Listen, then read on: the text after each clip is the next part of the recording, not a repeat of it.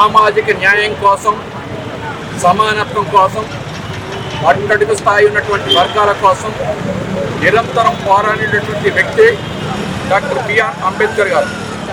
వారి జయంతిని పురస్కరించుకొని భద్రాచలం బీఆర్ఎస్ పార్టీ పక్షాన అంబేద్కర్ గారికి ఘన నివాళులు అర్పించడం జరిగింది. అంబేద్కర్ గారు భారత రాజ్యాంగ నిర్మాత.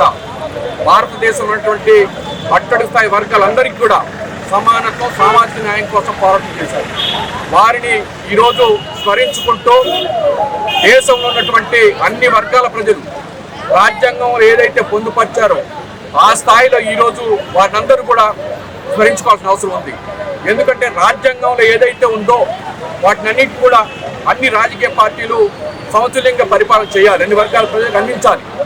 ఆ రోజు ఏదైతే ఉందో ఆర్టికల్ 3 ద్వారా తెలంగాణ రాష్ట్రాన్ని సాధించిన వ్యక్తి, ఆయన ఆశయ సాధన కోసం ఏదైతే ఆర్టికల్ 3లో రచించారో దానికి అనుగుణంగా ఈ రాష్ట్రాన్ని సాధించినటువంటి కేసీఆర్ గారు.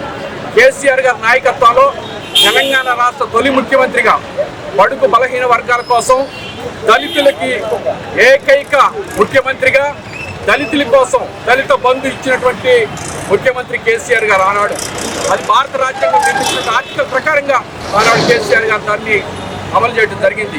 అదేవిధంగా ఈరోజు కూడా ప్రభుత్వాలు ఖచ్చితంగా భారత రాజ్యాంగ నిర్మాత బాబాసాహెబ్ అంబేద్కర్ గారు ఏదైతే రచించారో రాజ్యాంగంలోని అంశాలను పరిగణలోకి తీసుకొని నేడు ప్రభుత్వాలు వాటిని అమలు చేయాలని చెప్పేసి టీఆర్ఎస్ పార్టీ పక్షాన కోరుతా ఉన్నాం.